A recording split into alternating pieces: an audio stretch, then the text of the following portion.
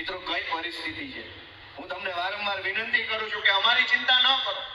ભોપાલ ઇટાલિયા ઉપર બિલકુલ રહેમ ન કરતા, ભોપાલ ઇટાલિયા ઉપર દયા ન ખાતા, પણ તમારા પોતાના ઉપર, પોતાના બાળકો ઉપર, પોતાની માલ મિલકત ઉપર, અધિકારો ઉપર તો થોડીક દયા ખાજો કે આવી હાલતમાં નથી જીવવાનું, આનાથી ઘણું સારું જીવી શકાય એમ છે.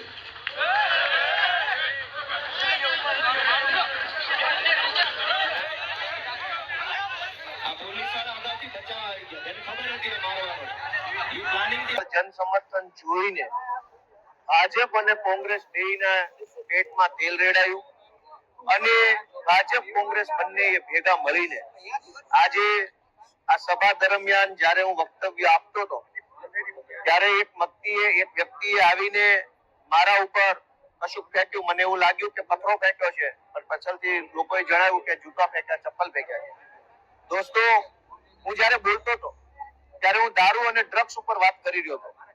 ત્યારે હું આમ જનતાને સરકારી કચેરીમાં જે તકલીફ પડે છે એની ઉપર વાત કરી રહ્યો હતો. આમ જનતાને સરકારી કચેરીમાં કોઈ તકલીફ પડે છે એ મુદ્દો ઉઠાવવો ગુનો નથી. ગુજરાતમાંથી ડ્રગ્સનું દૂષણ નાશ પામે એ મુદ્દો ઉઠાવવો ગુનો નથી. જ્યારે હું આ મુદ્દો બોલ્યો ત્યારે મારી ઉપર જે હુમલો કરવામાં આવ્યો એ હુમલો ખરેખર યોગ્ય નથી. હું સત્તામાં નથી, મારી પાર્ટી સત્તામાં નથી, હું મંત્રી નથી, હું મુખ્યમંત્રી નથી કે અમારી પાર્ટીની સરકાર નથી કે તમે અમને પ્રશ્ન પૂછો અને અમને જૂતા મારો કે ચપ્પલ મારો. દોસ્તો, મેં જોયું, હું વક્તવ્ય આપતો હતો ત્યારે કે અચાનક અનેક પોલીસ વાળા આ બાજુથી આવવા લાગ્યા, મારા ડાબા હાથ બાજુથી. 2-4 પોલીસ કોન્સ્ટેબલો આ બાજુ જમણી સાઈડ ગોઠવાયા, 2 લોકો અહીંયા સાઈડમાં ડાબી સાઈડ ગોઠવાયા, એક પોલીસ ઇન્સ્પેક્ટર, એક પીએસઆઈ, એએસઆઈ ત્યાં ગોઠવાયા. અચાનક પોલીસ મુવમેન્ટ વધી ગઈ. જે બધું જ હું ભાષણ આપતા મારી નજર હતી, પબ્લિકની નજર હતી, જનતાએ જોયું, વિડીયોમાં આવે છે કે અચાનક પોલીસ વાળા બધા આવ્યા. પોલીસ વાળાની સાથે જ આ ભાઈ આવ્યો. લોકોએ એવું કીધું કે પોલીસની ગાડીમાંથી જ આ ભાઈ પોલીસ લઈને આવ્યા છે. મેં જોયું નથી, પણ હું તો સ્ટેજ ઉપર હતો. અચાનક પોલીસ વાળા આવ્યા, આ ભાઈ આવ્યો અને જેવું એને મારા ઉપર ફેંક્યું ચપ્પલ, તરત જ પોલીસે એને એસ્કોર્ટ કરી લીધો. એનો અર્થ એ થયો કે ભાજપના ઈશારે પોલીસ વાળા મારા ઉપર ચપ્પલ ફેંકાવનારાને લઈને આવેલા ને પાછું એસ્કોર્ટ કરી પાછો લઈ જવાની પ્લાનિંગ સાથે આવેલા. જો એ માણસ પોતાની મરજીથી આવ્યો હોત તો પોલીસ એસ્કોર્ટ કેવી રીતે? અચાનક જ બધા પોલીસ વાળા આવી ગયા ને એને જેવું એને ફેંક્યું તરત એને પોલીસે એસ્કોર્ટ કરી લીધો. એનો અર્થ એ થયો કે પ્રી પ્લાનિંગ થી મારા ઉપર હુમલો કરવામાં આવ્યો છે. મને એવું લાગે છે કે ગુજરાતના ગૃહમંત્રી હર્ષ સંઘવીને મારાથી કંઈક તકલીફ પડતી લાગે છે.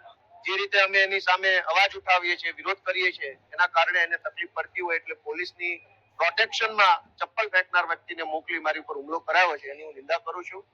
અને આશા રાખીએ કે આવી હલકી કૃત્ય કરવાના બદલે કંઈક સમાજના કામ કરે, જનતાના કામ કરે.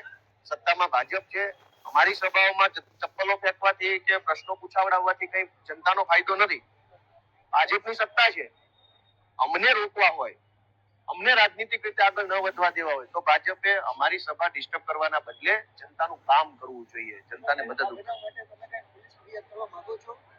પોલીસ જ આને લઈને આવી છે તો ફરિયાદ ક્યાં કરવાની? પોલીસ જ આ ચપ્પલ ના, મને કઈ ખબર નથી, હું તો સ્ટેજ ઉપર જ હતો.